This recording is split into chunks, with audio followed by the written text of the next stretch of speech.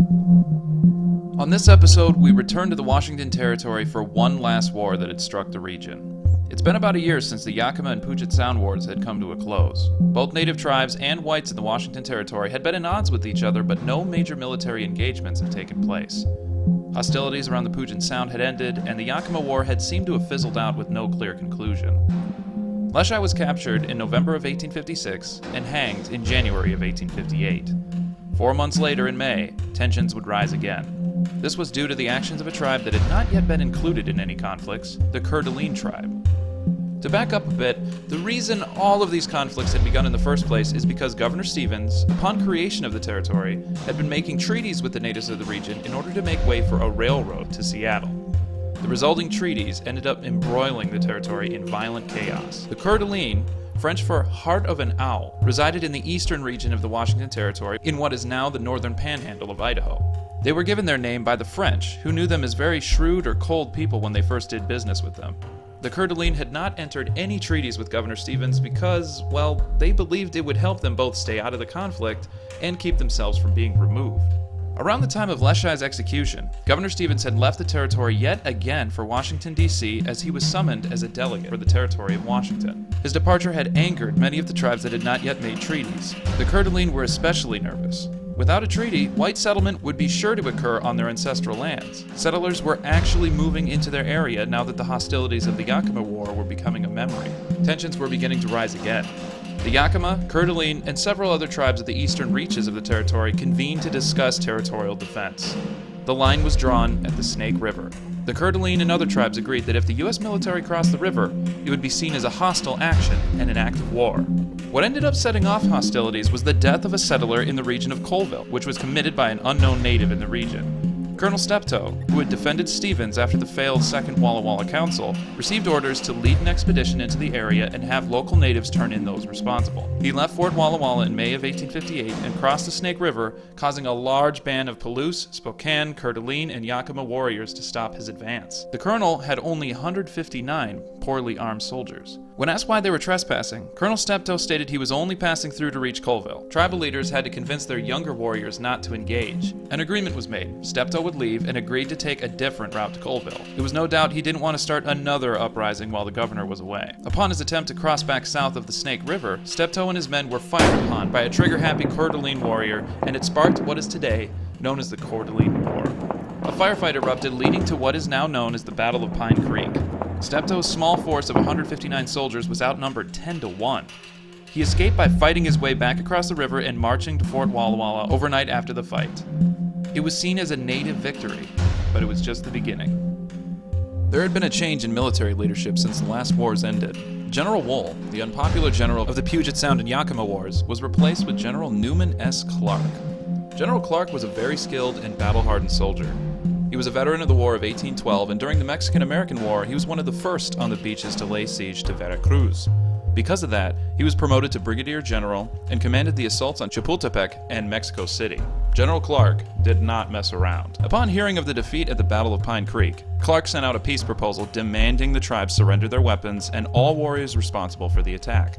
The tribes, lacking central leadership, couldn't agree on a solution. Clarke, being the no-nonsense hard-ass that he was, sent a strong, well-armed military force into the heart of tribal territory. He summoned all available regulars to the region. Their orders were to aggressively engage the natives until complete submission. One ace that Clarke had up his sleeve was technology. The infantry soldiers were armed with the new Springfield Model 1855 Rifle-Muskets. I'll get into why that's important in a minute. The natives had their own capable military commander. When Clarke's 700-man force, under the command of George Wright, finally engaged a group of 500 Native American warriors, they found themselves up against the Yakima commander himself, Kamiakin. Kamiakin's plan was to draw the soldiers out into a nearby plain where his mounted warriors would be able to surround and outrun any of Wright's soldiers. Wright used his own mounted dragoons to push Kamiakin and his forces closer to his own infantry. The infantry pushed forth and halted 600 yards from Kamiakin's forces. The warriors, many of whom had fought plenty of times with U.S. soldiers before, figured that they were out of range at such a distance. What they did not expect was the Springfield Model 1855. You see, rifle technology was now on the rise in the 19th century. The technology of the bullet had replaced the musket ball. The rifled barrel of the Springfield would spin the bullet, increasing accuracy and range. What's interesting is that it's been known by archers going back to the Middle Ages that a spin to their arrows when fired would add accuracy. Slapping the same concept to firearm technology spelled doom for Kamiakin. The Springfield musket rifle the infantry carried fired 20 times the range of step-toe soldiers in previous engagements. Wright's infantry tore Kamiakin's warriors to shreds and forced them into retreat. Wright's forces didn't have the speed to pursue, but it was assured. This was a well-needed U.S. victory. The Battle of 4 Lakes was the first test of the Springfield Model 1855 musket rifle. It was a smashing success. Not one of the U.S. soldiers was injured. The natives, being struck at such a great distance, forced the panic-stricken Kamiakin to retreat. The triumph of the Battle of 4 Lakes turned the Springfield Model 1855 into a bestseller for both Union and Confederate soldiers of the Civil War after its trial by fire on the battlefields of the Washington Territory. Kamiakin was counting on a victory at the Battle of 4 Lakes. Another Native American victory would have rallied more warriors and tribes to his cause, but a crushing defeat at the hands of new American technology both frightened and discouraged the already war-fatigued Native tribes of the region. Wright had rested for 3 days and moved out again to the north. Kamiakin, still willing to put up a fight, had a force equal in size to the soldiers pursuing him. Determined to squeeze out another victory, Kamiakin and his mounted warriors would speed toward the soldiers, fire, and retreat before they could react. Kamiakin had to take the new Springfield's range into tactical consideration. As an answer to that, he had his warriors surround the infantry in flame by setting the grasslands around the soldiers on fire. This caused smoke to block the soldiers' view, limiting their range. The warriors would then surround the fire and shoot at the soldiers through the smoke. It took until nightfall, but as the flames subsided, Wright's soldiers were able to slowly pursue and gain ground against Kamiakin, who quickly ran out of ammunition and provisions. His warriors had speed, but they didn't have stamina. The United States soldiers were slow, but much better equipped for long-term engagements. Eventually, Kamiakin's forces scattered in retreat. The Battle of Spokane Plains would be the last engagement of the Coeur D'alene War.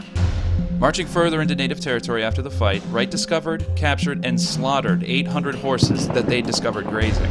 The butchering of the horses crushed the native spirits. It deprived them of means of hunting and fighting, while also showing the lengths the U.S. would go to end the war quickly. The chiefs of the Coeur D'Alene tribe sent a runner to Wright's camp to propose a truce. 3 days later, a treaty was signed. The Coeur D'Alene returned all stolen army property, handed over the tribal members responsible for the attack on Steptoe, and whites were given permission to pass through their lands without interference in the future. In return, there would be peace. The belligerents of the Battle of Pine Creek, along with Kamiakin's cousin, were hanged at Leda Creek. The Coeur D'Alene War was over.